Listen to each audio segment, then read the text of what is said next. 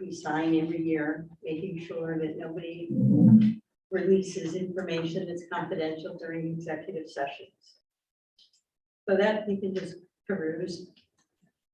The second document is a document that we prepared because we wanted to at least have something in your hands so that you knew generally what we were talking about.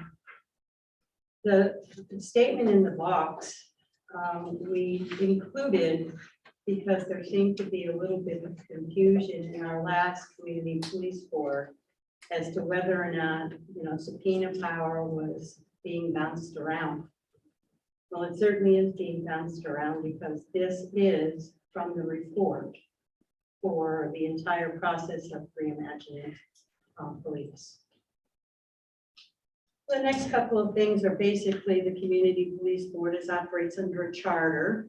So the fact that we're under a charter, any substantive changes would have to be a charter amendment, and that takes time, and it's laborious, if you will.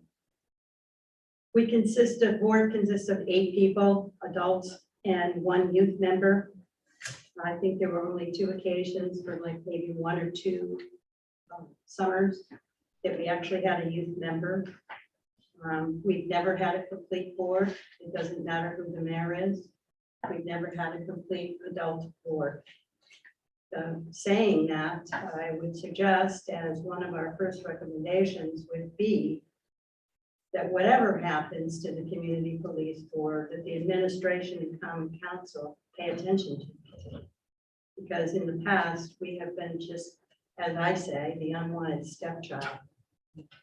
And the communication between the administration and the community police board has been entirely questionable, whereby difficult things would arise when we needed confirmation from the mayor, and he and she failed to respond to us after multiple times, which I find that really unacceptable. I mean, we are appointed by the mayor, and if we're going to be taken seriously by the community, at least, the elected people should pay attention to what it is that we're doing and support the job that we are doing. We'll take the next one. The complaints.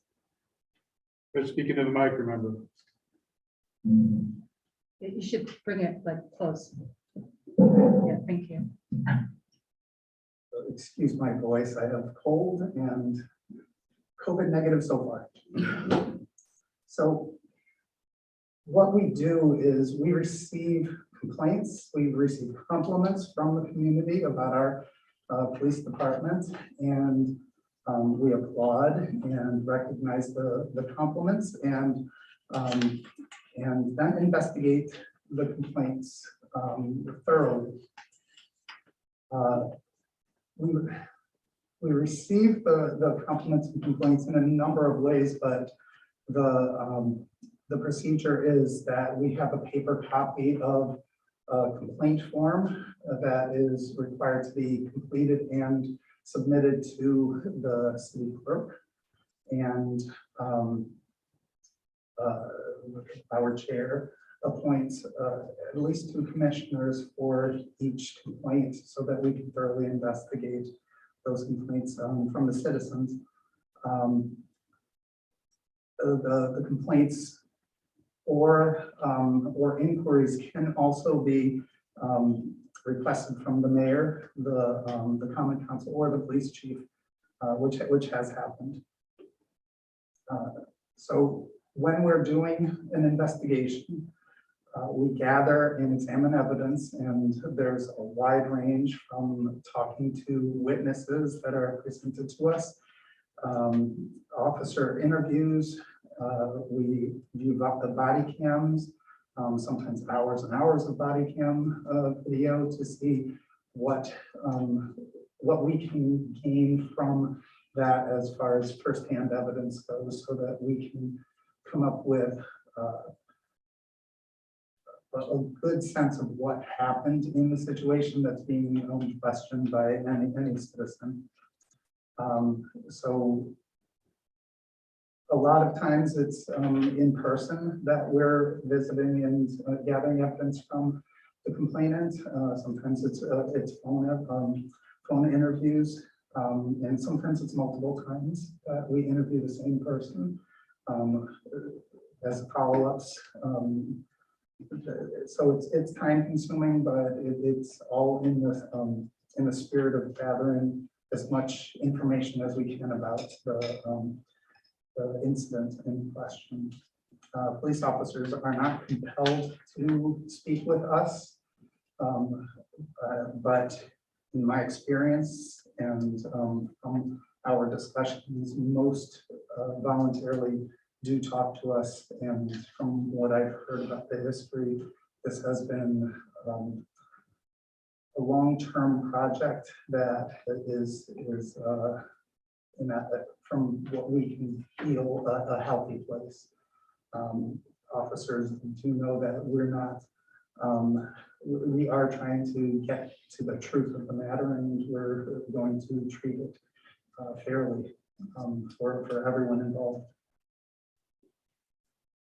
In the past, we didn't have cooperation from the police department, from administration all the way down to the foot soldiers. There was a meeting some time ago whereby the mayor and the police chief, the PBA, the city attorney, and members of the community police board sat down and negotiated how things were going to be done looking forward. One of the big stumbling blocks was that the police felt that the citizen would just lie on the complaint. We weren't asking them to swear to anything. So we amended the complaint form, and we've had fantastic success ever since then. When it comes to after the complaints have been submitted, a resolution of a complaint is determined by the full board after an investigation. The commissioners that are assigned draft a report, but then that's reviewed by the board as a whole, and then ultimately a decision is rendered as a whole. We all make decisions together. Recommendations are made if the findings provide information that the police department could improve upon general or specific procedures. Recommendations include changes to rules, bylaws, regulations for police departments directly to the chief of police. Observations and evaluations of performance of officers are included in all reports. The other thing to note is that reports are provided to the mayor and to the chief in terms of, and the complainant, of course, obviously. Our board submits an annual report to the mayor and common council regarding activities and recommendations. And that's annual reports that are provided. Paper complaints are also available on the CPB website and on the city's main site and form. It's also available at IPD, GAC, and the city clerk's office. The CPB are our board. We submitted a response we submitted a response to the completed Reimagining report to offer our thoughts and emphasize regarding the plan. The response was disseminated to the mayor and common council, so a lot of you already have this information. When it comes to recommendations, we've noted one already, right, having to do with this community police board being fully staffed, probably being the primary start. Information about the community police board and access to complaint forms should be expanded, probably not just to GAC, IPB, or the city clerk's office, but perhaps to every community service organization that exists in Ithaca, maybe even stores as well, how, certain areas, but essentially the point being, need to expand as much as we can when it comes to folks being aware of our work. Our board does not recommend amending the city charter or providing subpoena power to the board, but that's a discussion. But overall, for us, that's where we're standing at the moment. And we would encourage complete and support and funding for the police department. Unfortunately, the three of us have seen the publication of the proposed budget from the mayor. And quite frankly, it's disappointing at best. Seeing the rate of crime in this particular community is at an all-time high for me, and I've been here since 1977. So I think that we need to take the amount of crime into consideration when we make decisions moving forward.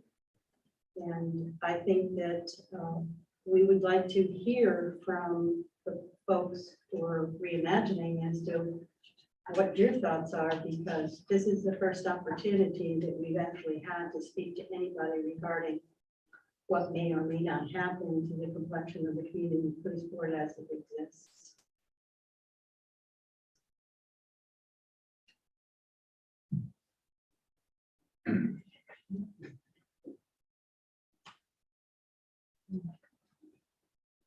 Thank you, all three of you. One of the primary reasons we asked you to come is because we want your input into what the community police board will do moving into the future.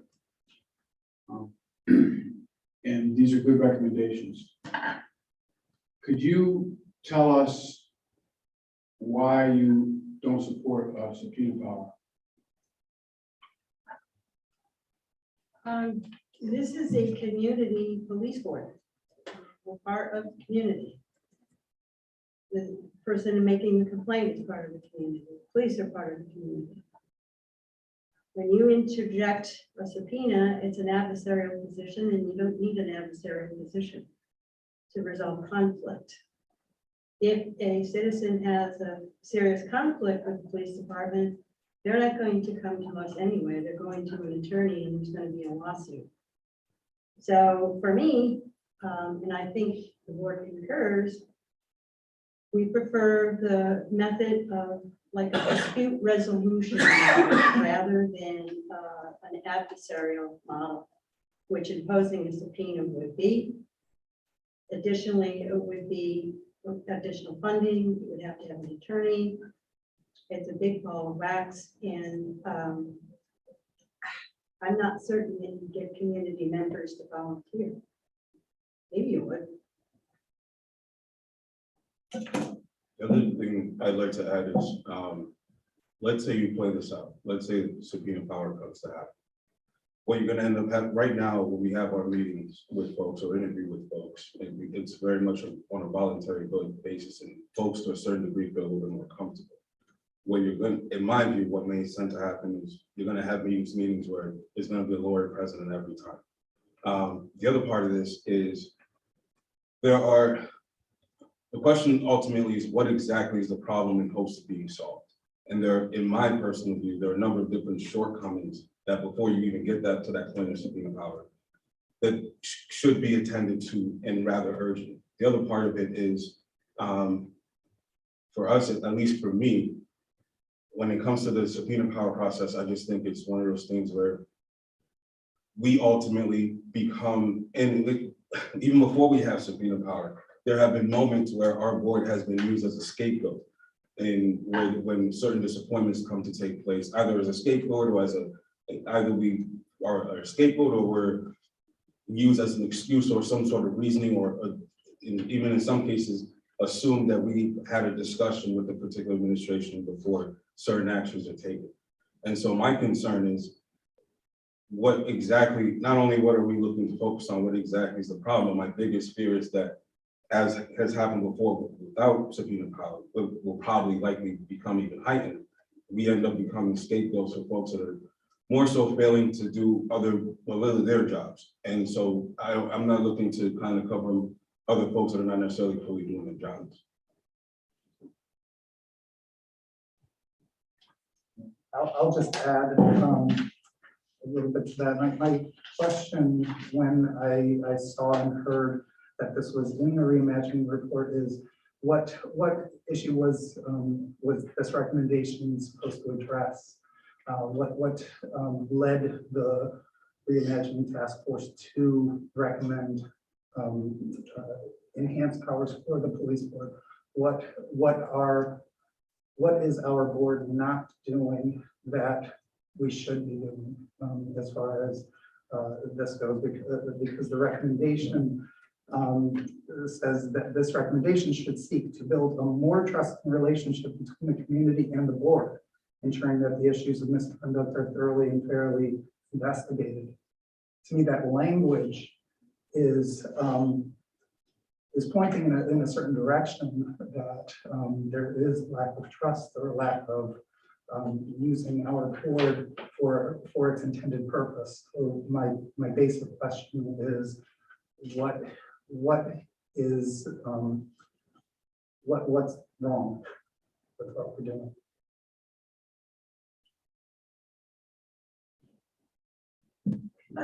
May I add just a small thing to that is that, part of this indicates that they want us to be able to, suspend or, take a disciplinary action against an officer. I'm here to tell you that officers, based on our reports, are no longer there. And we didn't have to do that.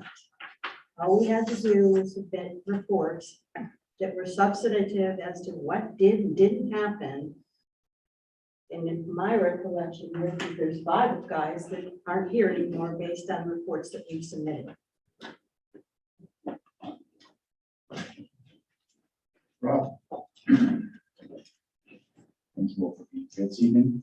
I wanted to turn for a moment about the communication issues that you flagged as it having existed between the board and City Hall. And I was wondering if you all might, I know I'm kind of putting you on the spot, but if you might share some reflections on what you like the board's relationship with the new Deputy Chief of Staff for Public Safety to be, because it strikes me that if you are not seeking additional subpoena powers, that there still may be an avenue for working in the disciplinary architecture alongside this individual, but that would require what it sounds like necessarily more smoother communication. Well, this goes beyond just the deputy manager. There has to be the mayor and the chief of the police, and even to maybe if it could be extended to common council, but it can't just be on the deputy manager. The mayors have to be cognizant of what we're reporting, paying attention. I am not of full belief that the current administration or the last administration read all our reports, because if they did, their actions don't tell me so. And so for me, before we even talk about the deputy manager and all these other things, it cannot solely, I do not want the roof to be at the deputy manager. This thing should be a direct connection to the mayor and whoever else is involved, obviously, chief of police and maybe perhaps this committee, but it cannot just solely be, in my view, the deputy manager. I don't know if folks want to add.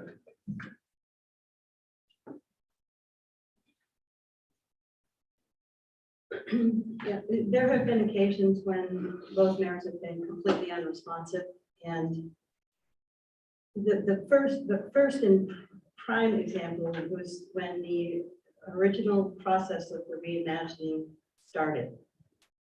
And everybody was bouncing around the community police board. However, we weren't engaged at all. We actually sent probably 6 communications to the mayor, all ignored. Finally had a discussion with the mayor, and he threw a bone to us and said, you can have 2 people as resources, but you're not going to be involved in the process. You can't treat people like that and expect them to continue to volunteer. We're taking it serious. Somebody, the mayor needs to take it serious, or just ban the whole damn thing.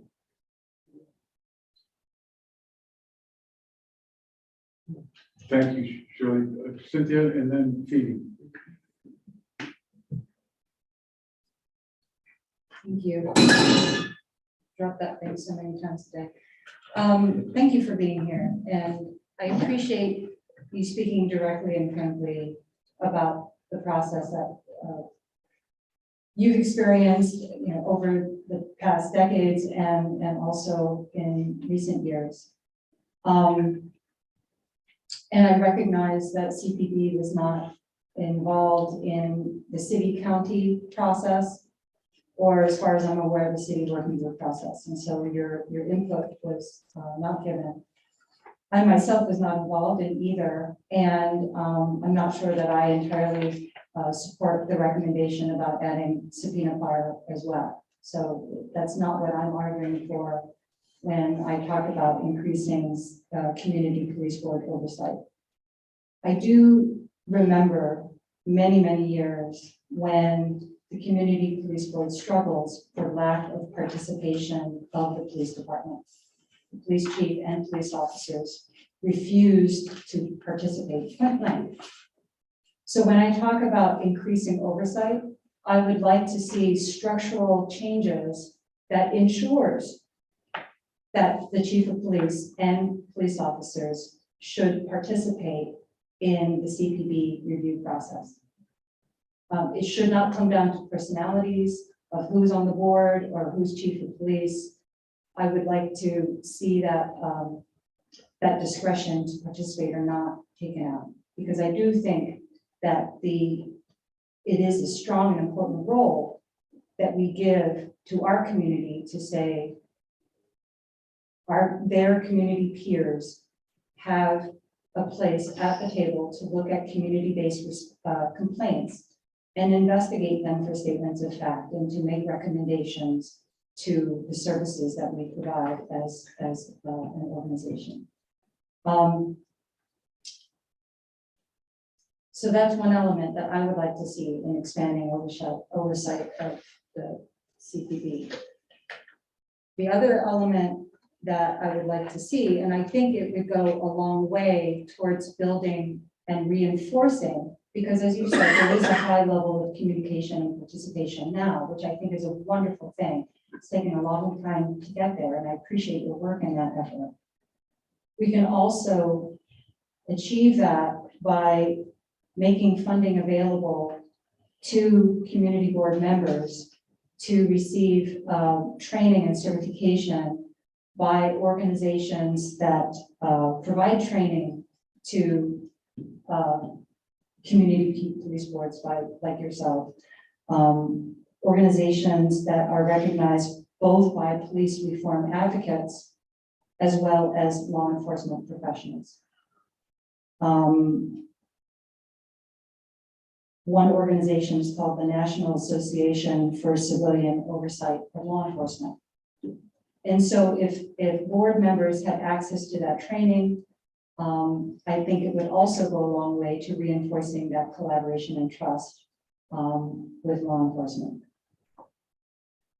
The third thing I would like to recommend is sometimes there are issues and incidents that are very high profile and exceed the resources of the police board and have a high level of scrutiny in the police department that police officers are investigating themselves. So I think it goes a long way if we were to make funding available to third parties trained in internal affair investigations to take on investigations of those incidents, right? So that the CPB is not put in the middle, our police officers are not put in the middle as they are doing right now, their task job with investigating themselves, and we can have a third party professional do that. And I think these three elements would go a long way in enhancing that trust that you and our department has gone tried so hard to build, but it would take that one step further and codify it so that it will be resilient, regardless of who is chief, who is mayor, and who is sitting in your position. I'm going to speak for the board because we've had so many discussions. I can't imagine that any of us would have any problems with those three recommendations. Certainly training is an invaluable asset. And one of the associations that you mentioned, we have in the past and contacted them and received information so that when we were developing our procedures, etc., about how to do an investigation, what's important and what isn't. They were very helpful in sending information to us. So I cannot imagine that the three things Mike and Richard, you could say if you think they're good, bad, or indifferent. No, I think I agree with all of them. I think, but there's certain things I'd like to add though, in terms of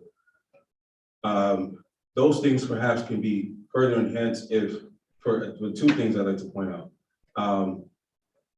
If the staffing in the police department, being able to enable supervisors to actually provide quality supervision.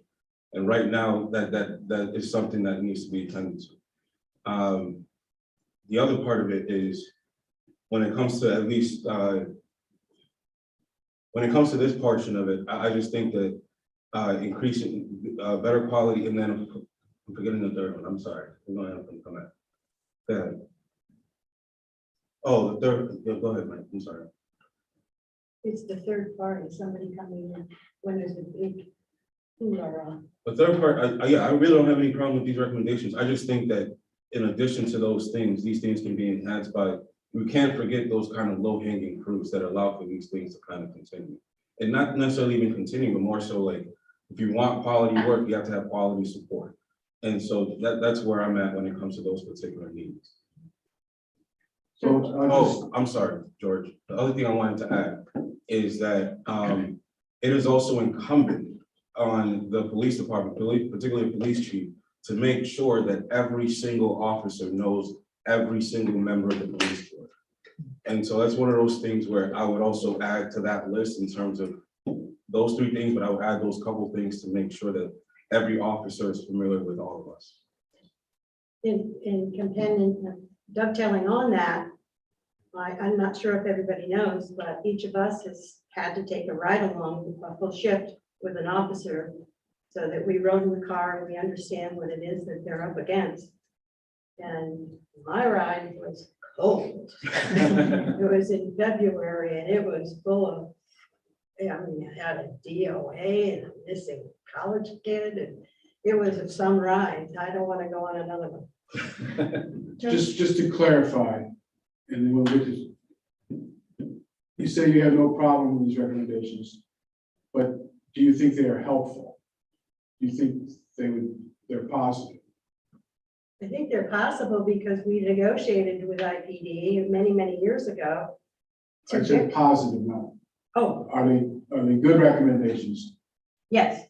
Okay. There might be a question of, if you added. You have to speak into the mic. There might be a question of if there was an external investigator, who would that person be answering to? Would they answer to our board or someone else? I understand your point. In my view, they would be retained by the city. So in addition to the, Then the review would be out of the hands of IPD to investigate itself, or the community police board to investigate. It would be a contract to the city to do the investigation in high profile incidents. sort of an additional layer of oversight then, or review. Right, if needed. Hopefully, we wouldn't need that often, but if needed. I did want to mention just quickly, because I know Phoebe has a comment and I want to hear from her. Clearly, there must be a breakdown in communication, as you mentioned. As my colleagues know, I'm a collector of documents. I don't have an annual report from the Community Police Board. The only one I have is dated in 2014. So if these annual reports have been sent, we on council have not received them. And I just scanned my email, I couldn't find it either. So I definitely agree. I would love to have better communication and agree that we on council should be apprised and informed of activities that are going on in the CPD. To me, those are points that I would direct to the chief of police and the city mayor, because they definitely, not only do they get on just the general complaints and reports of just in general, but we send annual reports every year. The same meeting happens every year, so we send them. Phoebe.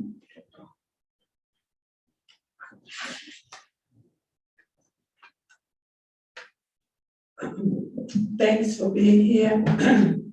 And thanks again for the work that you do, right? It's admirable, in doing this work that, you pretty much volunteering to do, right? Yes. Oh, yeah. Yeah, so, I have a few concerns. I have also some agreements. I like, Cynthia's, recommendations. I also, some language that was used that kind of set me off. What the police are up against, right? You said that in your ride along, what the police are up against, right? Oh, yeah, I may have said that, yes. Yeah, you also mentioned something about, just crap the whole thing. And I don't know if you were meaning reimagining public safety. No, Oh, okay, all right. And so, yeah, some of the language that was used kind of felt a little uncomfortable for me because one, I'm new on the council and it's disturbing to know that your relationships, like I'm learning as being on this council about relationships and working together, like city work, all of this kind of works together, I'm saying, and I'm pretty sad that, CPB was not involved in reimagining public safety. And I'm understanding why not, because it was an ask to community, and you are community members, right? Like it wasn't, it didn't have to be, you still could have been involved in reimagining public safety, right? So that is something that I'm saying. A lot of mentioning today was not about community involvement and understanding the work that y'all do, right? How important it is that the community also understand and be a part of the work that y'all do, right? Because who knows? Do they believe right now that, and y'all came, the whole reasoning for the police, the community police board is for the community. Safety and all of the things, the same thing that we're trying to get through reimagining public safety, right? And so, or I say all that to say how important it is for us to all understand what each other is doing. And I truly apologize as I wasn't on the council before, but I will surely, hope I can be, more inviting, more, one thing that I'm learning about being here is that, and I say this to community members, you don't have to be on the council to come and sit and make a comment and stuff like that, right? So it's real important. And so what I'm hearing, and another thing about the whole, how bad crime is now, right? And I have to be really honest and clear about crime rate isn't really new. It just wasn't happening in some of the communities it's happening in now. We've been talking about crime rates in West Village, Chestnut, for many years. Some of the same crimes that are being committed. I came here in 1993, and in Ithaca, on State Street was my first time. I think I had been here for maybe 2-3 months, and I watched 2 young boys stick up another young boy, right? And as who I am, I'm like, stop, that's not right. What I'm saying to say that is that crime has been happening in Ithaca for a very long time, but it hasn't been happening in the communities that are really at arms and alarm about it right now. And that, I wasn't on common council then, but I'm here now. And I want to see us have a safe community for all Ithacans, right? And so, not being a part of reimagining public safety, I'm hoping that at this time, not only to wait for them to reach out to CPB, but to also reach out to Mona Lisa and others who've been doing this work in the community, right? Because I want us to never, ever forget about George Floyd, right? Who had a foot on his neck, right? And the reason, and like I say it, and I'll say it again, Cuomo didn't do a lot of things right. But that executive order 203 was one thing that he did right, right? And we should not forget why we are doing reimagining public safety. And I'll be honest, I was one of those in the beginning, like, oh my gosh, reimagining public safety, that sounds like something in a Disney World movie. But as I watch the community and others in the community work hard, you know, I want to see it move, right? And I want to see us all get what we need and what we're looking for. And so I'll close with saying, thank you, Cynthia, for these three recommendations. They were right, spot on, right? But I also really believe that we really need to like tap into each other in the community, right? Because the community really needs to be your support. And that's how we can probably get some more commissioners to work with you, because your work is amazing. So anybody out there listening to this, if you want to be a commissioner, get in touch. Okay, but thank you for your. If I can just add, for me, my concern with the police department or with the current issues isn't limited to just crime alone. My concern is more quality of work, quality of office, quality in that kind of thing. And there are a lot of administrative shortcomings. You know, simply hiring more police officers isn't going to solve the problem. You're going to need to hire different administrative assistants. You're going to need to hire different other needs that need to be addressed on a regular basis. There are all these different issues that survive on these simple lacks or these low-hanging fruits that constantly exist, and they tend to be overlooked. And so for me, it's not only the particular crime rate, it's really just my biggest focus is the quality. And that's my thing in terms of what is the standard, what is the quality that needs to be set, and if we're going to set those things, make a commitment to meet what they need.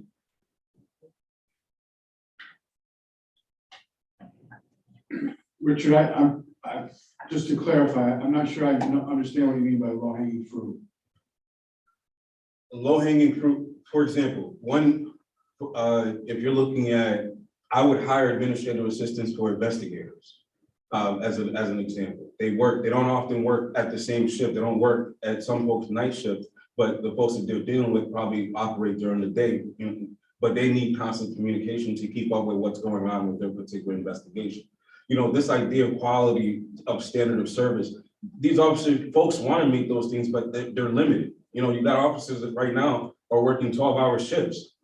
How do you intend on surviving or when you have shifts and you only have 5 officers at a time, how do you intend on providing quality service?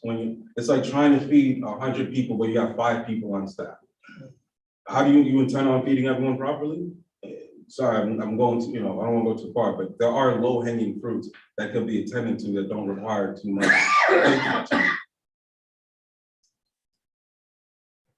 I can name more if you want, but that's just a start. Well, I don't disagree with you. Those low-hanging fruit you mentioned are expensive. So I'm not saying we shouldn't do it. I'm just pointing that out. I just think it's gonna cost. None of whatever improvement you intend to have will have a cost to have to it. And so I don't think anything's gonna come cheap. But if there's an internship program that could be run between the colleges and schools, for example, and maybe getting the 2 colleges and schools to supply those kind of things. There are ways to get around this that don't often have to make it seem so costly there are ways to get around this. Thank you. The internship thing came up during one of our meetings where we said, the community college has a criminal justice associate's degree. You do have a problem with recruitment. So having like part-time student, part-time on the job intern with the police department, not armed, but riding around and writing reports and doing that kind of thing. And if they're successful with their grades and they take what they call cop school outside of just the firearms part, but just take the legal part, at the end of the college program, you'd have an officer that could go right on to be in the street after they pass their firearm exam. It would help with recruiting. You'd have a succession. The other thing I would add, I want to highlight, Mona Lisa, I've attended meetings, I've attended a couple, community healing meetings. I personally agreed and volunteered to participate as one of the participants to one of the subcommittees. It wasn't a whole board thing. So I did, I was able to send those kind of things. But my thing is, folks cannot survive, folks cannot solely put everything on Mona Lisa. No. The police department can't just solely depend on Mona Lisa to save them. The city can't just simply depend on Mona Lisa to save them. It's not just on them. There needs to be a concerted effort to coalesce all the different resources, human services resources that exist in Ithaca to better navigate it. And it can't just survive on one person. What tends to happen is I've watched the meetings with the city council, with the mayor, or I've seen it with the department.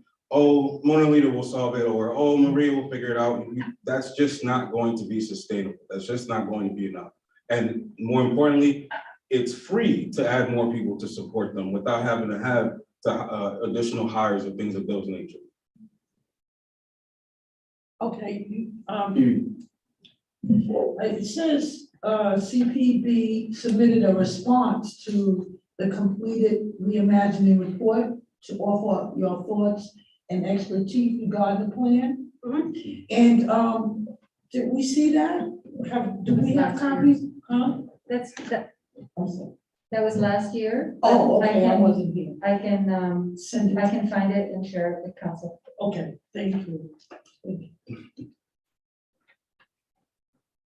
This has been a very good session. Does anybody have anything more to say? If we have other business? Mr. George. Third. Can I have a question? Yes.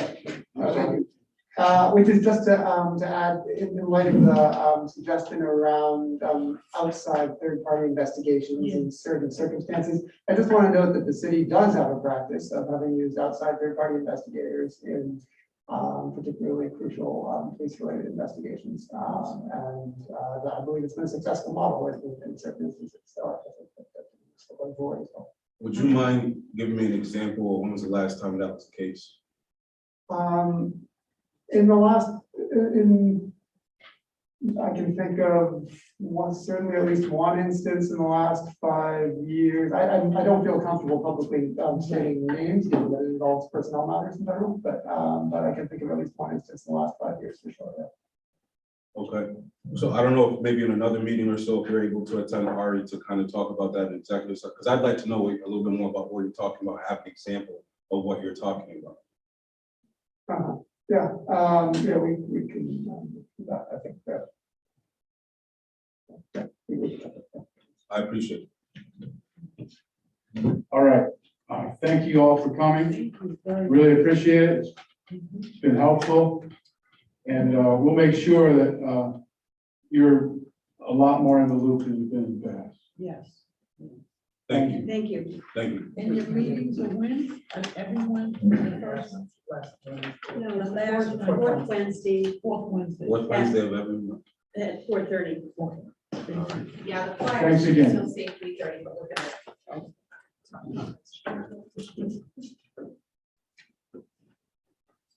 Hey, how are ya? Good to Thank you. see you. I Thank think you. you're very Good to nice. see you. We're not studying. Our next order of business. Zoom. Oh, no. Have a good night. Night. Good night. Our next order of business is to speak with IPD Training Sergeant Matthew Collin. Hope he's here. He is. Matt is in charge of IPD trainings, and I asked him to come speak to us and particularly talk about trainings that would address some of the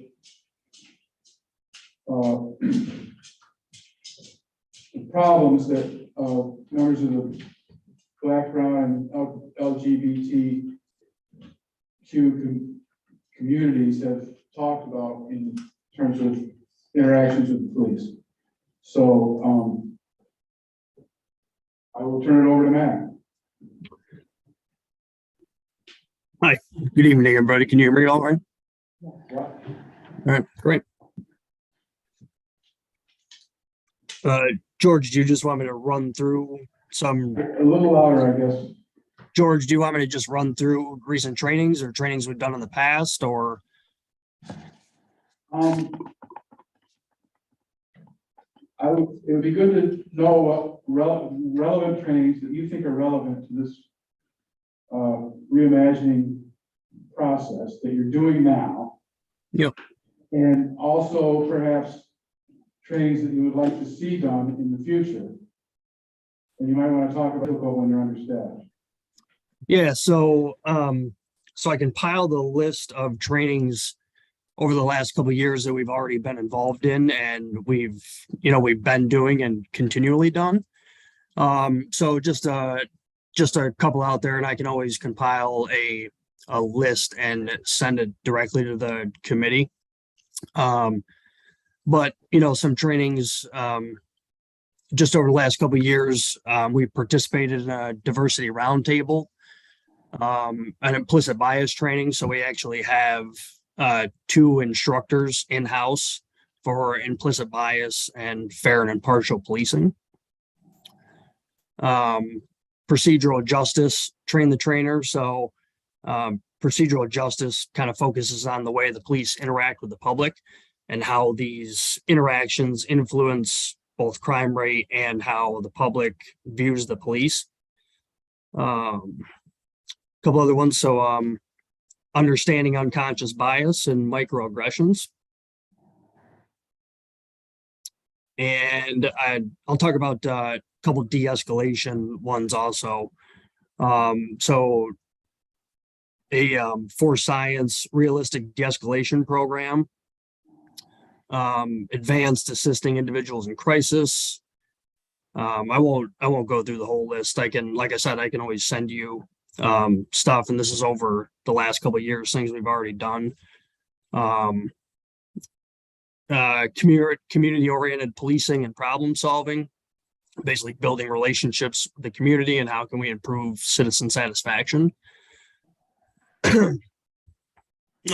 Several different crisis negotiation levels, right, that deal with the SINT team specifically, but a lot of de-escalation focused in there. I interrupt you just 1 second, Matt. Sure. Yeah. For the general public, could you say what the CINT program is? CINT? Yeah. So it's the crisis negotiation team. Thank you. Yep. A couple other trainings that have been put out and attended.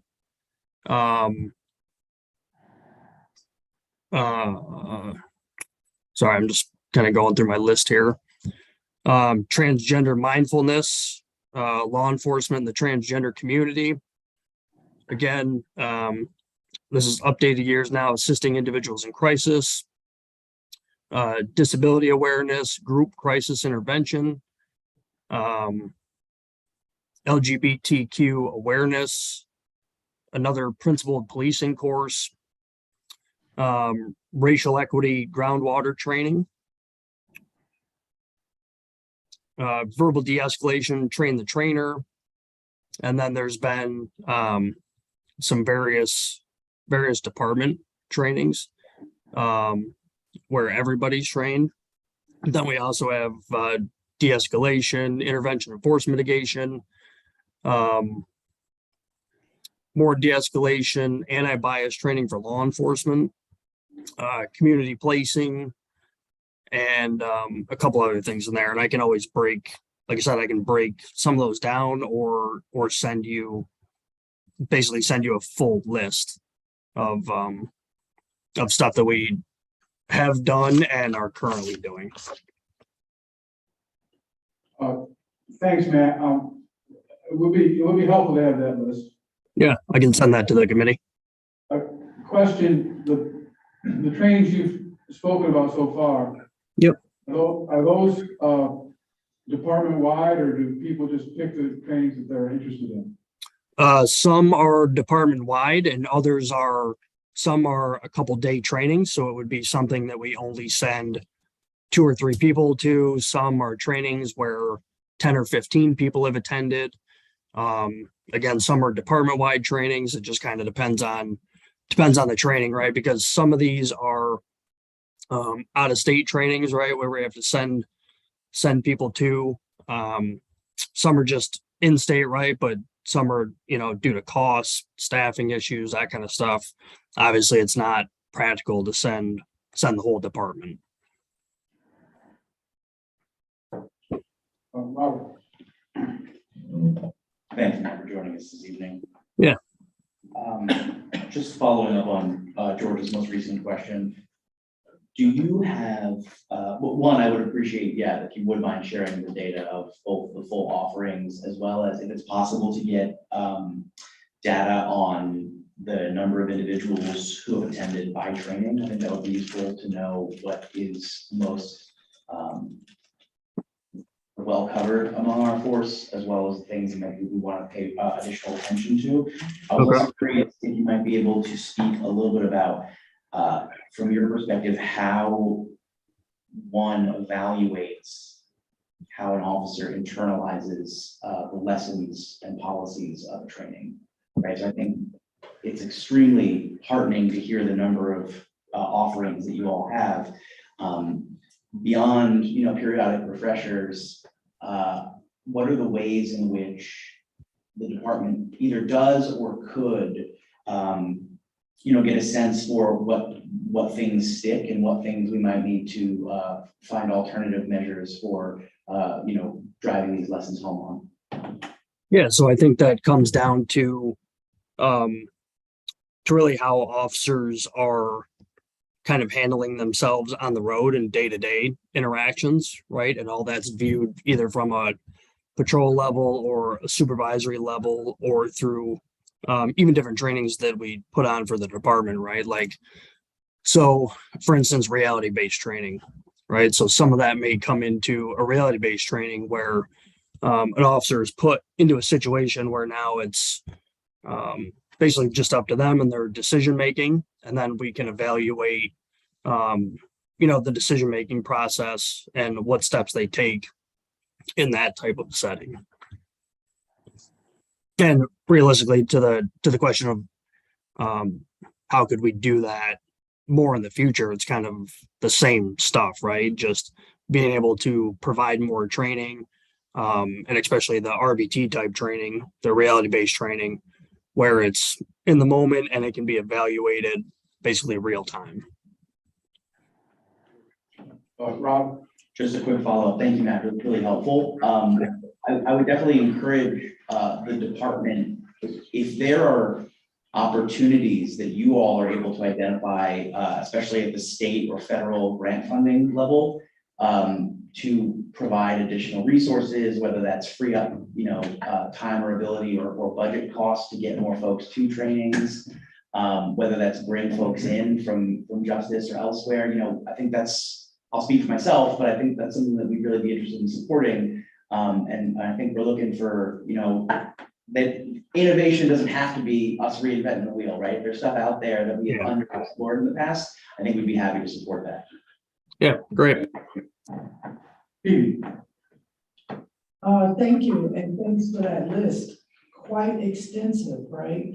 We think we have an amazing department here with those trainings. So my question is, how often are these trainings?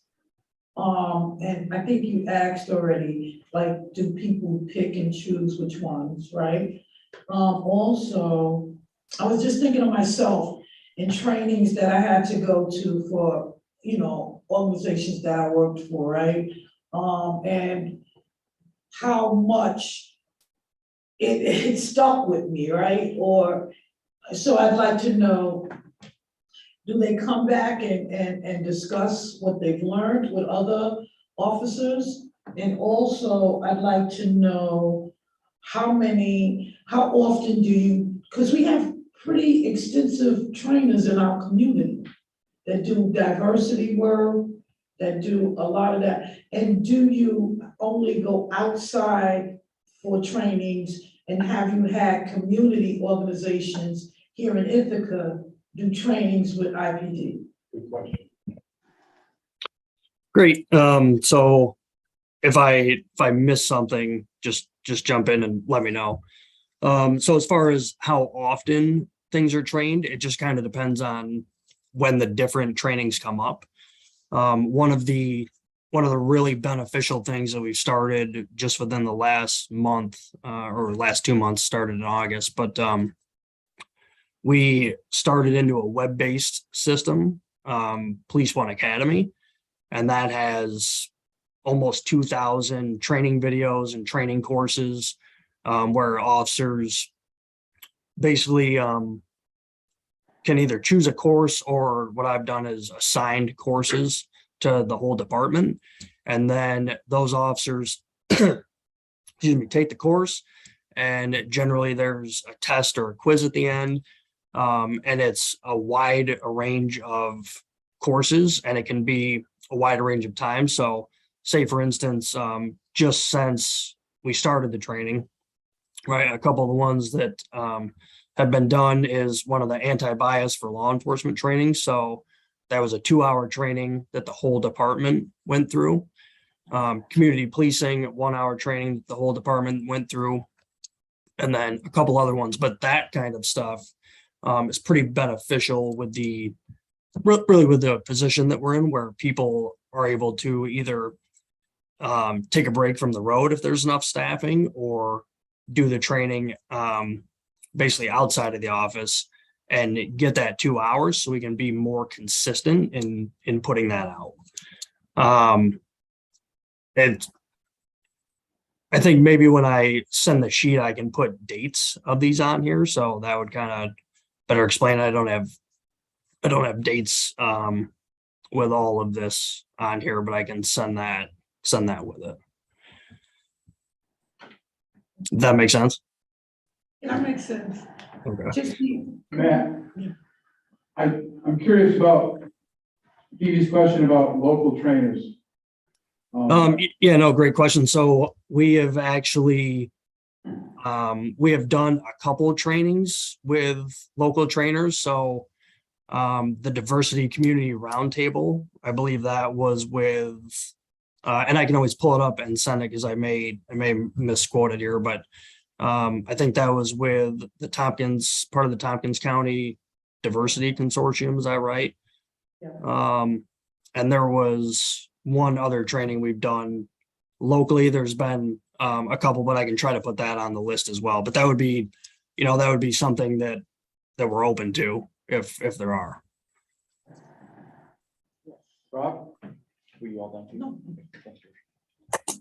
Matt, just one more follow-up. Yeah. In addition to these, I mean, I know obviously this is not necessarily an exhaustive list, but as you were speaking, I'm reminded that I know one of the elements of reimagining is also taking a look at officer wellness. And in the spirit of training, I was curious, does the department currently, or has it historically offered, I think it's called like peer support training? I mean, I know Department of Justice sponsors these programs to help, first line responders develop, coping and mitigation mechanisms for when they're, out doing their jobs. Is that something that the department currently offers? Yeah, so the department has offered that before, and we've actually had like train the trainer. So officers sent to train the trainer thing. But another great thing about the Police One Academy, right? One of the first courses that was assigned in August were 2 courses by Dr. Gil Martin. And it's basically emotional survival for law enforcement. And that goes through pretty much everything you just talked about. Stress, coping with stress, positive ways to deal with that, and then building on that. Thank you. I'll make a comment. Matt alluded to this. One great thing about the reality trainings is that you can use several of these trainings in the reality situation. I think most of us here have gone to reality training out on Burns Road. It's really, really educational, and it shows how much has to be taken in and acted upon in very short amounts of time. And so I would encourage everybody on council to go to a reality training. That's all I had to say. Yeah, absolutely. Thanks, George. Second, that, George. Very nice. Anybody else? Matt, this was very helpful, and I really appreciate you putting this information together. Yeah, no, thank you for having me. I will, I'll compile a list and then I'll send it. Should I send it to, is there a committee email or can I just send it to you, George, and then put it out? Or- If you send it to me, I'll forward it to everybody. Okay. All right. Yeah. And if there's any other questions or, Lots of. I know. That arose. pardon? No, I was talking to Joyce. No, I just have one more comment that I would love to see, IPD, work with, local people who don't do this work, you know, Okay. in our community that do diversity and inclusion training, but also just getting to know community members. Southside has some amazing people working there that would be I just see it as also building relationships. Yeah. No, that's a great, Building good point. relationships. Yeah, thank you. That reminds me of another issue, and maybe this is part of the community policing training, but do we have any trainings that focus on youth? There have been some. There's definitely juvenile trainings that are attended. I don't have them on the list here, but I can make a note of that and add that if you'd like. That'd be great, thank you. Cynthia? If I have a second, can I pitch an idea? Absolutely. I would love to see members of IPD engaging with our youth and going into the schools and teaching de-escalation techniques. This is what we do in our community. These are skills that I think we all need. Definitely, our youth could see that modeling, and I think it would be very helpful. So that's also a way to build relationships and also promote envisioning our local youth signing up to become police officers. Not to mention the fact that common council could use some de-escalation training. Yes. Matt, thanks a million. I really appreciate you taking the time to do this. And this is Yeah, no problem. I appreciate it. This is valuable. Thank you. All right, great. Thank you. Good night. I'm really impressed with the questions you guys are asking. I should just sit here and relax. Really good questions. Thank you. Where are we? Old business is follow-up from members on their research. Phoebe, you weren't here, but we'll give you some research. Don't worry about it. Okay. Who wants to go first? Doc. Sure. Do you get my email? I did. Can you just bring that You'll up? have to give me a second to Sure. pull it up. It is not the easy, so I chose, this may not be the best, one, but what I chose to do was, Are you? Oh, sorry.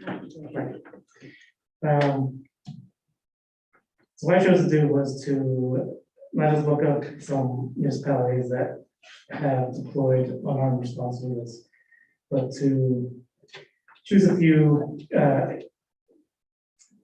attributes to compare them against, and such as the the size of the unarmed response units, the calls that they respond to, budget, etc. not every city reports this in the same way, it reports it all. From prior time, budget documents that I did not extract the data properly, so. The data isn't perfect, I'm sure, there may be columns that you all are interested in seeing added, and I'm happy to do that research. And there was one more municipalities, I got to 7 by tonight, but there are many more municipalities who have this kind of very similar alarm response units. So I'll just keep talking about it. So there are a few, so I sent this link to everybody, and it's nothing proprietary other than the fact that it's, again, it's at the limits of my research and ability to find stuff and interpret that data. There are some commonalities that became really obvious to me. So one is that they all have limited their solo response to mental health calls. So there are examples that include, for example, certain codes in that state that are standardized across the state that refer only to mental health calls, suicides, and all nonviolent. Or there will be, I forget which one it was, but one municipality restricted the alarm responses to anything other than a private residence. So if there was a mental health incident that was occurring, at a shopping mall, those could all be responded to by police, but anything that was inside a private residence required police. So one thing I looked up too was the co-response rate, or the rate at which these alarm teams called for backup. And for the most part, they were remarkably low. Some reported 0% incidents where they needed to call for backup. Most are in the 0 to 3% range. There's one outlier at 11%. And I couldn't find it on Rochester's, but on the landlord here, Robert was telling me that they currently deploy police to every call as a co-response, almost every call. I think 10% is you're saying where it's set aside. So there's some work to be done on what, and you said the email because you sat down with, or you had a meeting with those people in that program, but maybe there's work to be done on why they decided that route, or if New York State requires that. But across the country, the rest of the country, the majority of those calls are done, again, the mental health nonviolent calls are done with no police backup whatsoever. They are, however, typically done in teams of 2 to 3. And so in the, I couldn't look at information better, but in the current and initial staffing columns, for example, I'll try to mention that. But for example, Cahoots sends out these vans, and each van has 2 workers in it, or Albuquerque does something.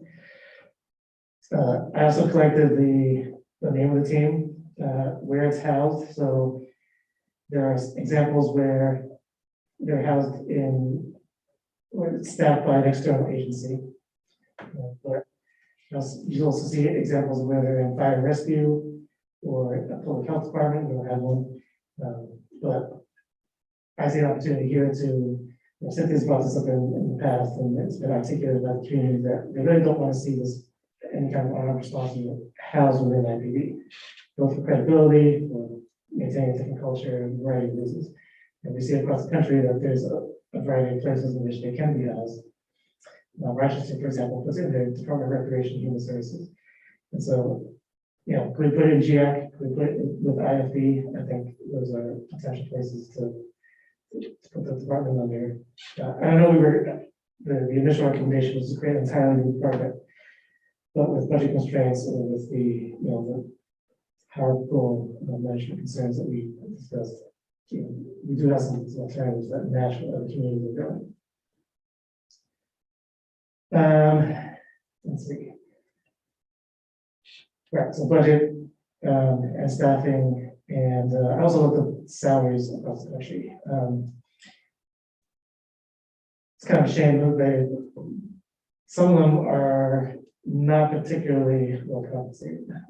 They range from $18 an hour to whatever that comes into as a as an annual salary.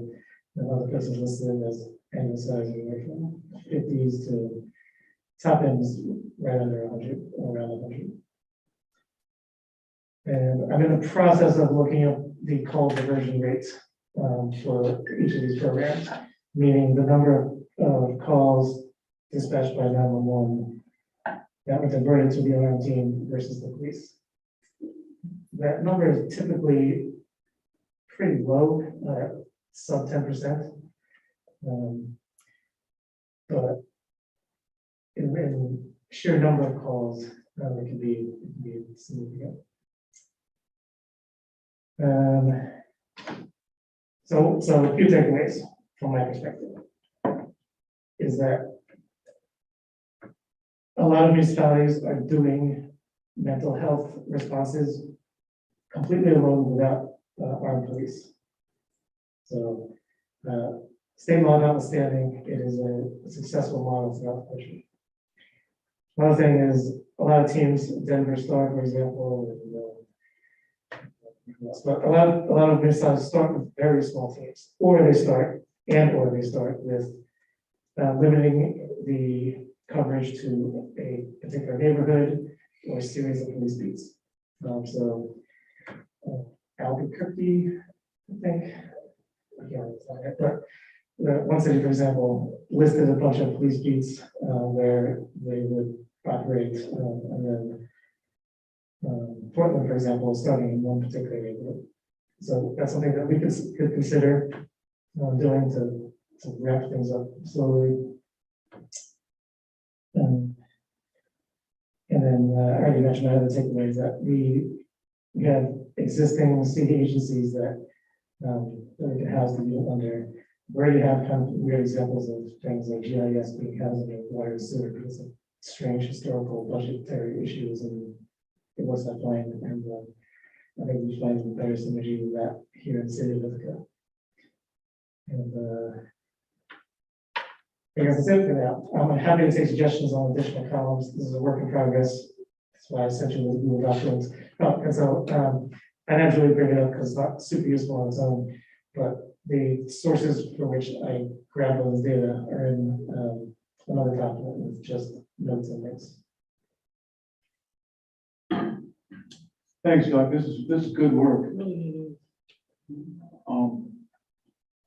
I'll just, one quick question. The mental health calls you mentioned that don't require police and haven't required police, are those calls in teams of 2 or 1 or? They're almost every team responds with at least 2. Yeah, 2 to 3. that's what I thought. And that, I hadn't even thought of the fire department was housing something like this, and I think that's a good idea. Yeah. Oh, Thank you, Coach. Thank you, Dixon. This is really helpful. I know that what I'm about to bring up is something I'm sure we'll get into later this month. But given that we're speaking about the unarmed responders right now, I am curious if you have any information about training times and onboarding for these teams, because I would very much like to see these types of folks included in our budget this year, given that even if they aren't going to be able to be fully deployed or fully hired, I suspect there are significant bureaucratic, organizational, and human resources issues that'll be required to stand them up. And I was curious if you had anything you could shed light on as to what we should expect for when we do get these teams in place.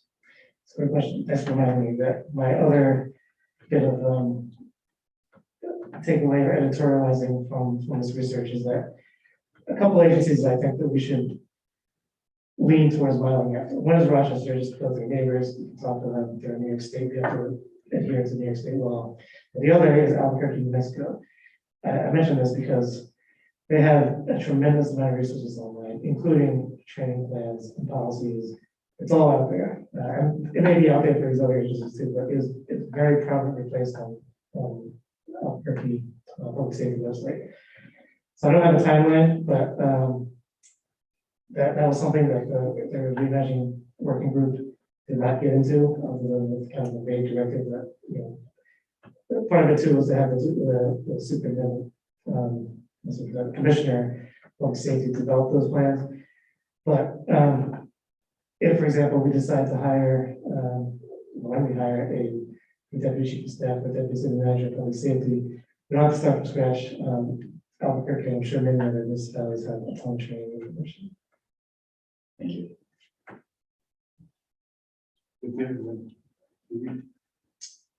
Thank you. I think Rochester is a great model. But before I go into my thoughts on the Rochester model, I do want to remind us that the city and county are joined together under the CJC, and the county is taking on creating a mental health response team, which would be doing the mental health response that we are talking about modeling. Then in which case, what is the role of the city team? Mental health is a service provided by the county. It is their field of expertise. I mean, they have staff and departments. This is their specialty. Is the intent that the city duplicate these efforts and have another mental health team staffed by the city? Or is there something in additional that you're talking about for these city respondents? Because in my vision, we are paying for this city-county joint effort to have the county provide this mental health response. So I'm now confused if what our 5 unarmed people are going to do if the focus is mental health. Robert? I mean, my feelings on this is that I imagine these unarmed folks would reflect the grant proposal that we authorized a few months ago to house, in that case, it was 2 to 3 folks from the Department of Justice, that was the request, to be co-deployed with our department. I understand that there is an effort. I will note, yes, there is certainly a county mental health department, of course. There's no statutory reason we can't provide additional resources to our officers. And my understanding from conversation with the department that we've all engaged in, that the crisis mental health response is an area of significant need.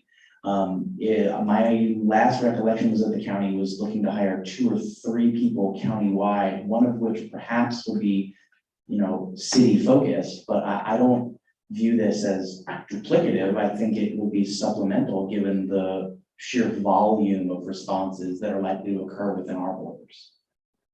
So, Go ahead. sorry, if I can just tease that out a little further then, could these funds support county staff that would focus on the city, but actually have it be housed in the county, which I think has the proper oversight and jurisdiction of mental health respondents versus establishing a whole new structure in the city for having a mental health response team? So that's my one question. So yes, if we have this pilot and we've gotten these grant funds, which I'm grateful for, then that we could support that county staff person with a focus on the city that is paid for out of these grant funds, but then the administration, the oversight, the salary would come out of the county versus having a whole new structure in the city. So that's one suggestion that I have. Going back to the Rochester model, and part of the reason I think why the data is so difficult to tease apart is I do recall in having the conversations with Rochester, many of the calls went from community members directly to this team. It didn't actually go through 911. So it doesn't fall into that data set, right? When you talked about 0 to 3%, were utilized, and there were no calls, is because in many communities, it wasn't a dispatch call, it was a separate call. And so that's hard to measure. And the Rochester team I thought was also very informative because a lot of the activity of that team was also mental health support after a crisis like a murder, right? So you have people, they are in crisis, they need help and support navigating what has now happened to their family. And those individuals were both mental health workers, but they were also caseworkers in the sense of connecting people with resources so that they could be supported.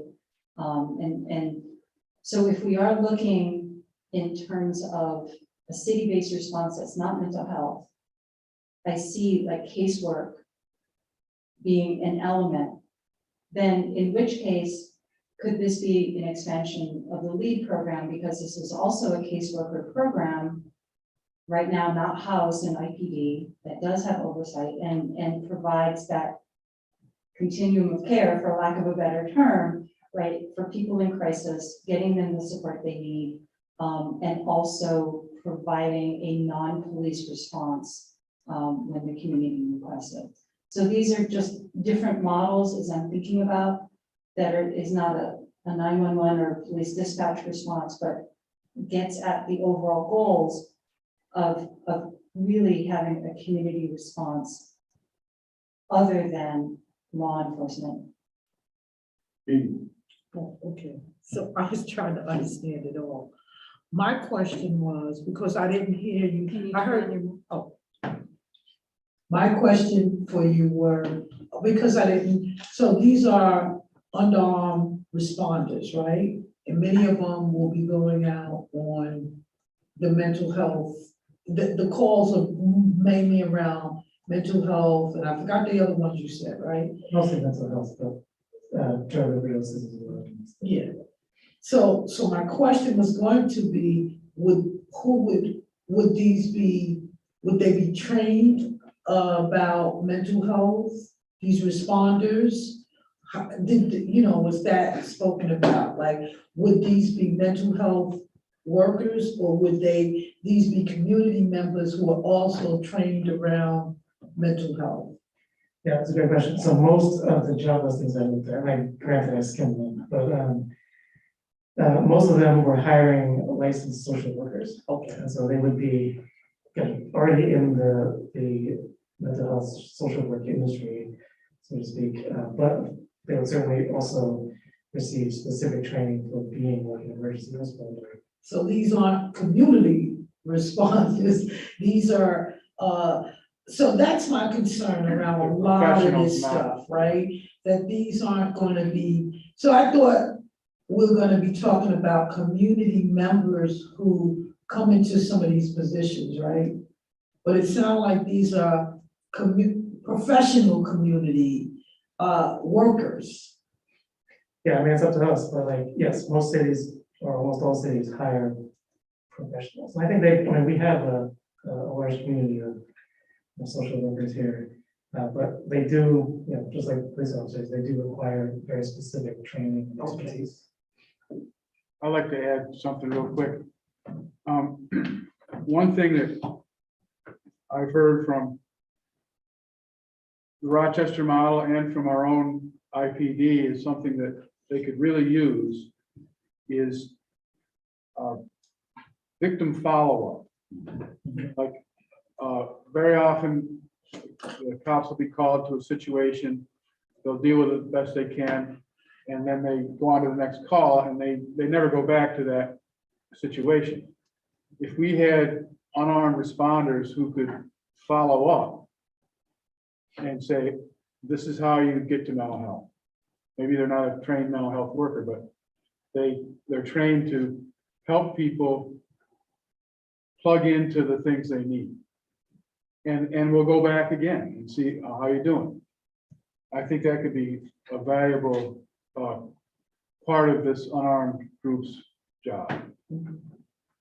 And they wouldn't have to be professionals. It'll be good that they were community members. Yeah. Thank you. Robert. Thanks very much.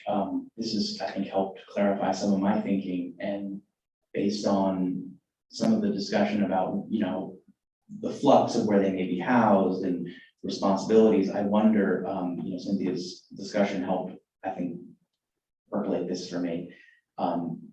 Maybe it would be useful for us in a future meeting to invite some of our county legislator colleagues from either public safety or health and human services committees, just to be able to have more of a free-form discussion about where the demarcation lines might be, and if that type of response that you just described, George, is best suited for IFD, while also respecting the actual mental health department barriers. And I think that would be very generative for the group. I agree. We're halfway through this already, so, and I don't want to drag this out. But, yeah, I'll need help deciding who to ask. But I think that's great. I don't want to. All right. Cynthia? Just, I think, so when you're talking about connecting people and plugging them in, for me, when I think about caseworkers, that's what I think the role of a caseworker is to be that person to see an individual in crisis, connect them with resources, but as you mentioned, which I didn't mention, follow up to check in on them, make sure that they're getting the supports they need. And if there are barriers that they need to overcome, help them make that connection. So I think we're talking about the same thing. I just want to. I really want to not get caught up. I really want to just be clear that we have organizations that are already keeping our community safe, right? Who aren't professionals. And I think that we need to, well, I want to make sure, I want to continue to honor those communities, right?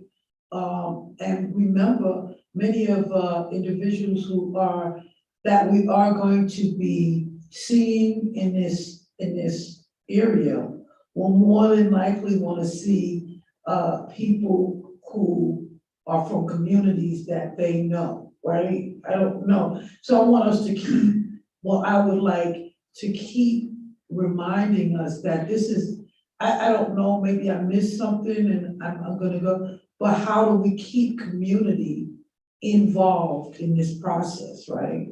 That, so that community can continue to feel a part of this, right? Like, not feel like, if I don't have a PhD or whatever, that I'm not involved in this process, right? So I don't know. I just really want to continue to remind people that there are community organizations that are already keeping communities safe, right? And that we keep them in mind, such as Southside Community Center, such as GAC, such as Creative Hub, other organizations, Black Hands Universal. These are places that people are already getting some of the support that we don't see as much talked about, right? So I just want to keep those. Yeah, I agree 100%. There's advantages of having this unarmed group being from the community. And it's also potentially a starting point for having more police officers from the community. Yeah. So yeah, I think we need to be cognizant of that. That's my biggest word for the night. We need to go on to other reports. Okay. Because we only got half an hour left. Maybe a little more, we'll have a little more than half an hour, but let's keep moving. Okay. Thank you, Doc, that's good work. Yeah, that is. Yes, thank you. My report is going to be much briefer. So I was tasked with looking into whistleblower protections, which is something that I mentioned in the past that I thought was important. And two things dawned on me in between last month and now.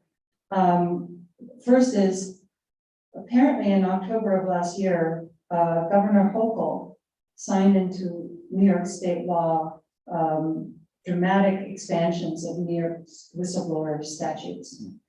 And so basically the laws are already there and the policies are there in the statute.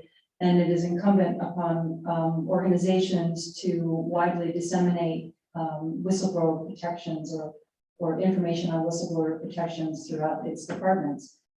So that's a wonderful thing, and reduce my workload quite a bit. it does say in the recommendations that internal processes, let's see, should be established to basically set up structures and educate individuals of how to contact their staff and organizations with regards to complaints. The other thing that occurred to me in this time was we have many aspects, many departments within our organization that is required to uphold state and federal regulations in order to protect public safety. This includes our building department, our fire department, our water department, and our sewer department. It's always interesting to me that in terms of our chief operator of our water plant, for example, if there is a violation of state law, that chief operator can go to jail for violating the law. So the responsibilities are quite significant. So any type of whistleblower policies that we have as an organization, I think need to be applied across all departments.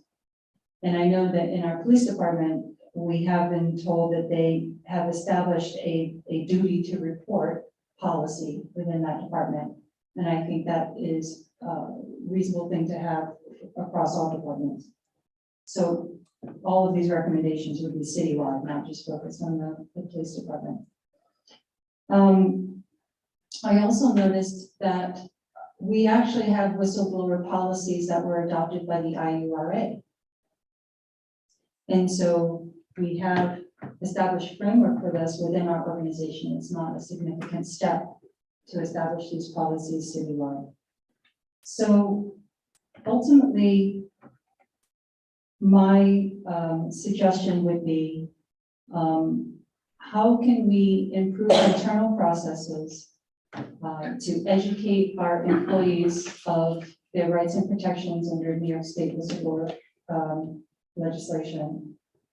How can we make sure that any complaints that come forward are properly investigated and that there are records of these first receiving the complaint, reviewing the complaint and addressing if necessary with corrections on the complaint, making sure that there's documentation that is available over time. So those are my suggestions for our organization writ large.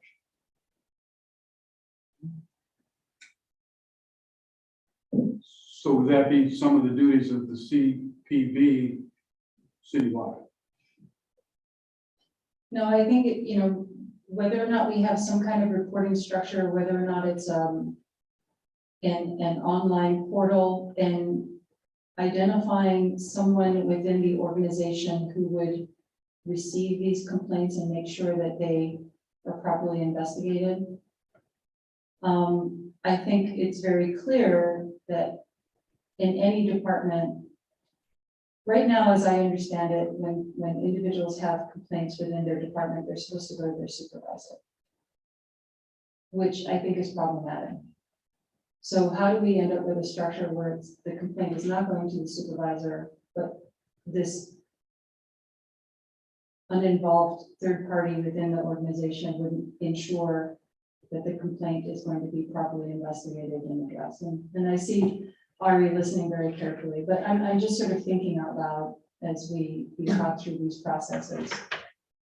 Well, sure. Yeah, thanks, Cynthia. I'll just add that I think, I hope that some city employees understand that they, and I believe they're informed, they can certainly go to the HR director, to the city attorney, and to the mayor whenever they feel that their supervisor is not an appropriate person in the circumstances for their concern. So I do think that there are other resources available for employees as it is. I guess my question would be, when you say outside, you mean a non-city employee? No.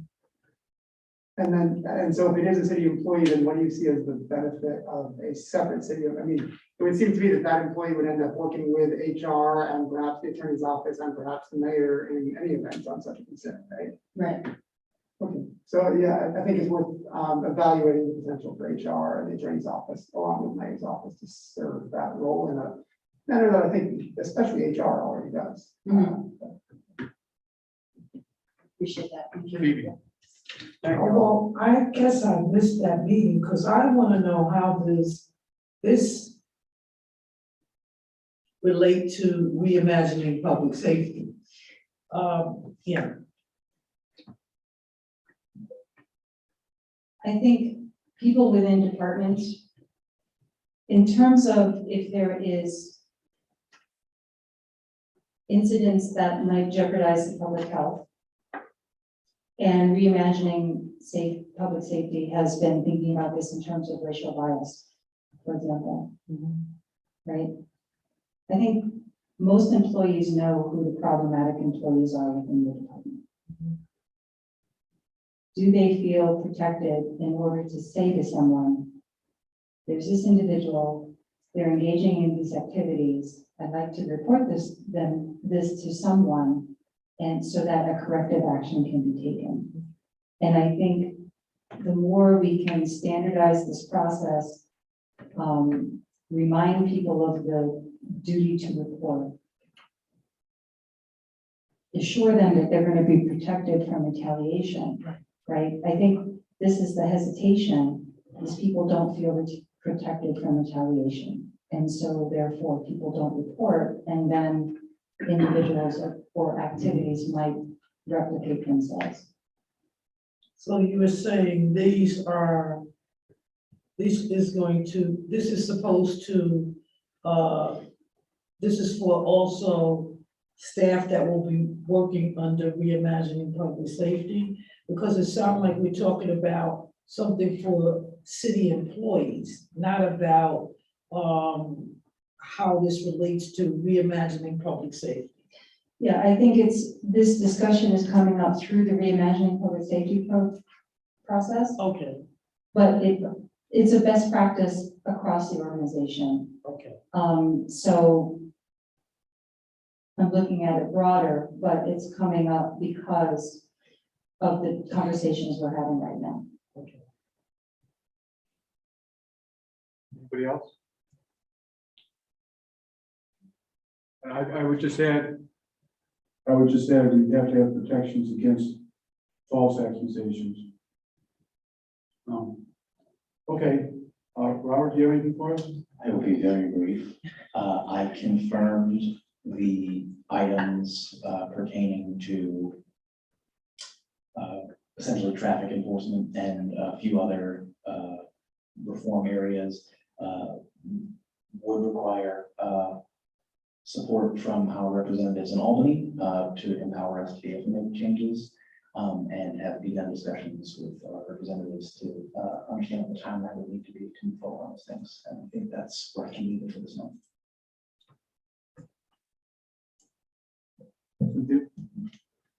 Just for clarification, you're referring to camera initiated tickets for traffic violations, correct?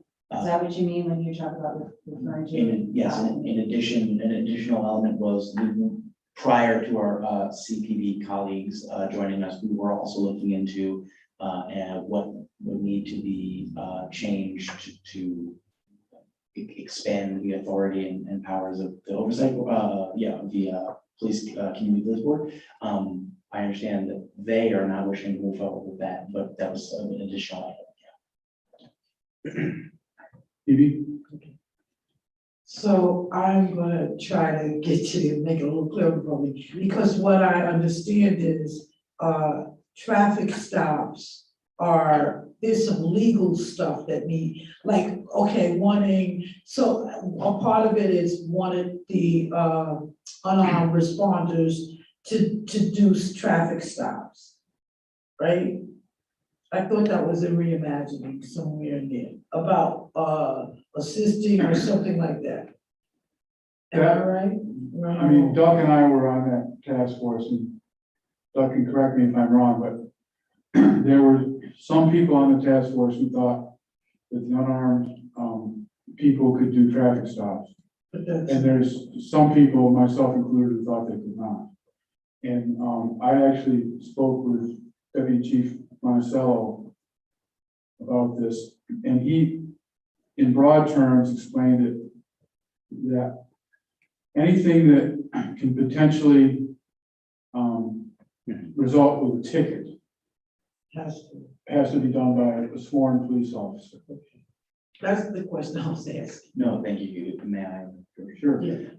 Thank you. I'll elaborate a little further. Yeah, so, an alternative to that might be the, adoption of like red light cameras, speed cameras, which would remove the human element entirely. But to be able to even implement that decision at the municipal level, we would need, the state legislature's support. Okay, Apologies for kind of elaborating on that earlier. thank you. If there's evidence that suggests that IPD is understaffed, I think we could look at the numbers that Chief Jolie sent us this afternoon that had traffic stops by year and tickets by year. And they're down by, I don't know, 500%. So basically, they're hard to stopping anyway. And, but And just to put a final point on it, it might be obvious to people, but why we care because people who are speeding or turning right on red, where most of the city they're not, are potentially harming pedestrians and cyclists. And so yes. that's why we care. And then to put a fine point on some of the, taking out the human element, again, it might be obvious to people, but traffic stops have been disproportionately for the nation. I don't know statistics, I don't think we have statistics in the city of Ithaca, but nationwide certainly disproportionately affected on people of color. And so they're trying to, the benefit of the speed cameras, which, let's be honest, a lot of people will hate, both can improve safety while taking the bias out of the equation. That's why they are attractive today. Cynthia? So, thank you. I mean, to add to that in terms of the impact of traffic stops, I'm not quite sure. I mean, I know that the messaging, I definitely agree that communities of color and people of color are disproportionately interacting with law enforcement. So I agree with that. I don't know that police departments across the nation keep track of the racial identity of people who get tickets. So I don't know if the data substantiates that traffic stops are over focused on people of color. But I do believe that communities of color are over policed across the board. That being said, one of the things that was concerns that were sent to me by people in law enforcement and people who watch the city court system was they were very concerned with the reduction in traffic stops because the majority of traffic stops when we used to conduct them were for DUIs actually. And so then the question then became, well, it's not like people are not drunk driving anymore. So if we assume that the percentages remain constant, that individuals are continued to drive under the influence, but we are no longer stopping them, then there's a concern that there's a higher level of risk that these drivers are on the road, they're not going to stop, they feel more brazen about it, and we aren't addressing this situation. So in addition to rushing to work or maybe, impatiently making a left-hand turn or right-hand turn, the level of DUIs are a concern as well. And definitely my family has been impacted by that with classmates of my children who have been struck and killed by drunk drivers in my neighborhood. And so I will attest that this is a deep concern, especially around big events, whether or not it's grassroots and so on, where people are coming in from all over to celebrate in our community and we have no traffic patrols. to address these situations. I think you raised a good point, Cynthia. I think this is a good opportunity to remind us that like, this is why we want to have sort of like an all of the above approach, right? Even in Philadelphia, which is a city that has ended minor traffic stops entirely, there is still enforcement of something like impaired driving, right? Because that is to Duxon's point about cyclists, pedestrians, and I'll throw in small children who sometimes go from one to the other very quickly. The safety element of it, combined with the staffing pieces, I think that George raises, right? This would allow us to have our department focus on much more of these sort of like broader safety issues when it comes to moving violations, while you're still dealing with the more mundane, daily, people rushing off to work. I mean, how many times have you seen a line of cars, let's say on the highway, right, like flying up, where so everyone knows only one of those cars is getting pulled over, right? But if you have that morning rush to Fall Creek Elementary and there is sort of speed counter enforcement, you're I think not actually creating a permissive environment for flouting the law, but in fact reminding people like, I will get a ticket no matter what time of day, no matter who's able to see me. So again, just like all of the above, I think is the watchword.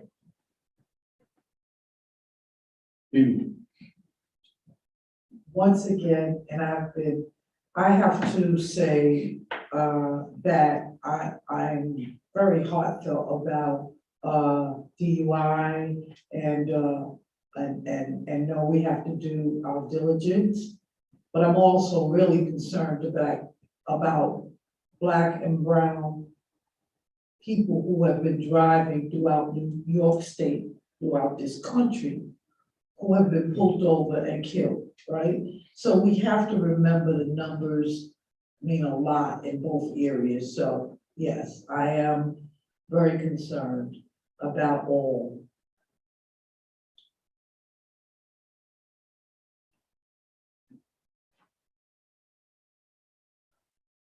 Anybody else? Thank you, committee. You're a good committee.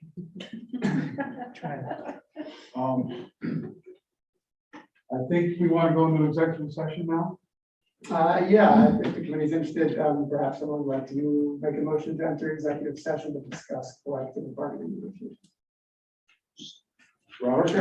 Point of information, really quick, technically, we also did add, at Cynthia's request, the Deputy Chief of Staff Public Safety to the agenda. Did we still want to have the discussion, and if so, do we want to do it before or after the executive session? It's up to you, Cynthia. Let I me, forgot, I apologize. yeah, thank you. I did want to mention that a job description for the Deputy Chief of Staff is on the agenda for the Civil Service Commission. And now looking through my notes, if I can find the job description, here it is. I recall when council asked and directed the mayor and Human Resources Department to come forward with the job description, we envisioned an individual who could, on behalf or as designee of the mayor or city manager, could be that civilian oversight person on behalf of the mayor or city manager to oversee public safety. In my view, I envision this to be public safety inclusive of police department and training. I was surprised to see the job description is limited to oversight of the unarmed or the civilian response program, which is different than what I thought council had envisioned for this title. So I wanted to raise awareness to this. I understand that this is the description that is being supported by the mayor. And if there is a collective desire to redesign this position, I think it makes sense for this committee to weigh in on what we consider the appropriate job description for this position. Yeah, I thought it was clear that this position was supposed to oversee the whole shooting match. And not the fire department, at least not yet, but that would be managing 3 or 4 or 5 people. Doesn't make any sense. Agreed. My understanding is that they're to coordinate traditional law enforcement and. That was the whole point. So can we take the time to study this and perhaps get a response from whoever wrote that as to why they wrote it that way? I haven't seen it yet. I agree, and I think it makes sense for this committee to be tasked with looking at this and interacting with HR to influence or redesign this job Does description. everybody agree with that? Yeah, I mean, fully, like, it has to be reflective of what we voted on. Right. Okay, thank you. Has this been, has this gone out, or this is just? It went out in the agenda Oh, okay. for Civil Service Committee agenda. I don't believe it has been voted on or adopted as of yet, so I do believe we could send an email to the Civil Service Committee expressing the intent of this committee to review the job description and be able to suggest modifications. I think the meeting's tomorrow, so you should do that quickly. Tomorrow at 11 a.m. Oh, So Yeah, George, I'm not there. could you send the email, or do you want Yeah, one of us to send the email to just say that we talked about this tonight and would like to make recommendations on this job description and ask them to hold off on adopting the existing job description? can I have that, or at least a copy of that so I can read it? yes, I need a copy of it too, because So it's posted to the website, and I can send you, Okay. I can send all of you okay, copies thank you. of the agenda. Thank you. Valerie Saul is the secretary to the Civil Service Commission, so that's who you should reach out to. Okay, all right. Thanks, Cynthia. Yeah, I want to see it too. Anything else? Yeah, me again, because I don't want to. So you said tomorrow is, are they gonna okay this or not, or whatever tomorrow, which is really close? And so my concern is, once again, here we go, halting the, moving on of reimagining public safety, once again, right? And that's a concern for me, right? And, that's a concern, so I want to see it, and I think I have another meeting at 11, I'm sorry. Robert? I would just to lay some of those concerns to you because I share them. I think on the one hand, we do want to make sure, I think it's better to get the right thing than the expedient thing. And I think, catching that this is not in alignment with what we had discussed, I think it's important to correct that. And I would also say it is proposed in the budget. So we will still be able to move forward as part of the budget process with, it won't delay that. It'll just require that we hopefully get on the right page about what we expect this position to be doing. Okay, and, so when was this proposed, when was this description put together? Okay, never mind, we'll see tomorrow. Well, if, I think we're all in agreement that this job description is not what council agreed to, is that correct? Yes. Doc? Yes. Okay, Cynthia? Yes. All right, so I'll put that in the email. Okay. Anything else? before we move to executive session? So can I just briefly add on Sure. that? I just pulled up the job description, off on the civil service agenda right now. And I certainly see your point. I'll also add that, it's worth remembering that, the authority of a deputy chief of staff is as delegated by the mayor. I'm not suggesting that you shouldn't look to change the job description. I'm just also reminding us that because the authority is delegated as by the mayor in any event, right? The chief of staff always derives their authority from the mayor.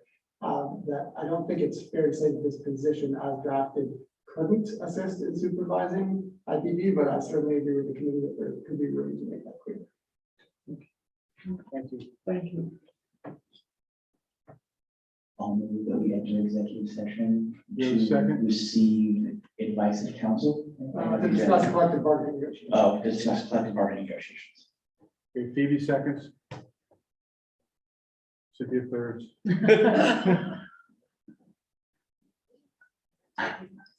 Okay. Stop everything? Oh, shall we vote on that? Yep. All right. All in favor? Will we have a vote? And Ray, do you want to announce whether you'll have any public discussion afterwards? Sorry, there will be no further business after the executive session. So, yeah, everybody can go home. Me too. Is that enough information?